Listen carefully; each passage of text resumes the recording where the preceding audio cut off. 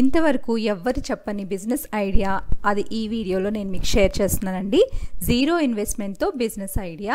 ఇది ఏంటి అంటే మనకి టైలరింగ్లో బేసిక్ నాలెడ్జ్ మీకు కనుక ఉన్నట్లయితే ఈ బిజినెస్ సక్సెస్ఫుల్గా చేయొచ్చు. అలాగే కొద్దిగా సోషల్ మీడియా నాలెడ్జ్, ఒక టైలరింగ్ మెషిన్ అంటే సూయింగ్ మెషిన్ ఉంటే మనం ఈ బిజినెస్ అనేది చేసి లక్షల్లో సంపాదించుకోవచ్చు. సో ఈ బిజినెస్ ఏంటి అంటే నార్మల్గా మనం టైలర్ షాప్కి వెళ్ళినప్పుడు లేదా మీరు టైలరింగ్ చేసేటప్పుడు చిన్న చిన్న పీసెస్ అనేవి మిగిలిపోతూ ఉంటాయి.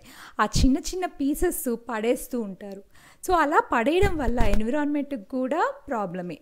అలా పడేయకుండా దాన్ని రీసైకిల్ చేస్తూ చాలా ఐటమ్స్ చేయొచ్చు.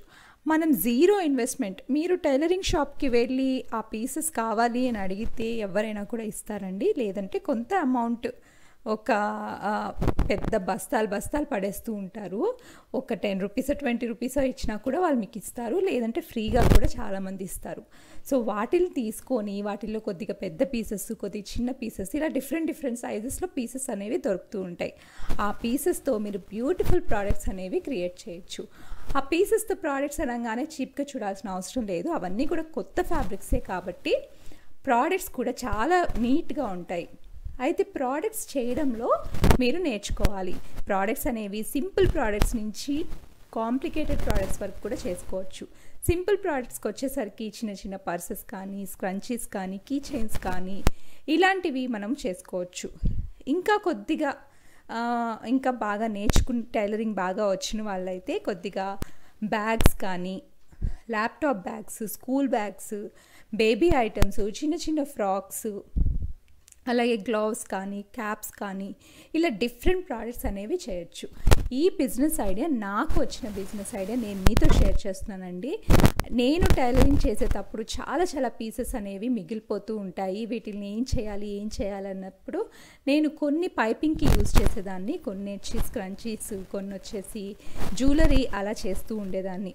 అయినా కూడా మిగిలిపోతాయి. మన పర్సనల్ యూస్కి మనకు అంత ఫ్యాబ్రిక్ అవసరం ఉండదు.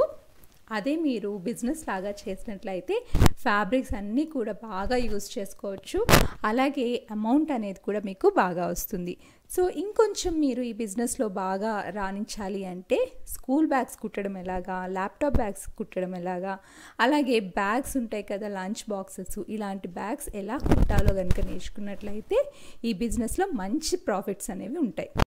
మీరు ఈ ప్రోడక్ట్స్ చేసిన తర్వాత సోషల్ మీడియా అంటే ఇన్స్టాగ్రామ్, ఫేస్బుక్ కానీ, వాట్సాప్లో కానీ మంచిగా పిక్స్ తీసేసి వాటిల్లో పోస్ట్ చేసి, లేదంటే మీరు షాప్స్కి ఇవ్వచ్చు.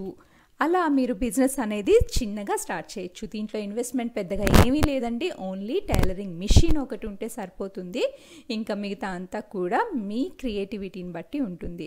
సో ఈ బిజినెస్ ఐడియా మీకు నచ్చింది అనుకుంటున్నాను. నచ్చితే లైక్ చేయడం మాత్రం అస్సలు మర్చిపోవద్దు. అలాగే ఈ వీడియోని షేర్ చేస్తే నలుగురికి ఉపయోగపడుతుంది. మీరు ఇంతవరకు నా ఛానల్ని సబ్స్క్రైబ్ చేసుకోకపోతే ప్లీజ్ సబ్స్క్రైబ్ చేసుకోండి.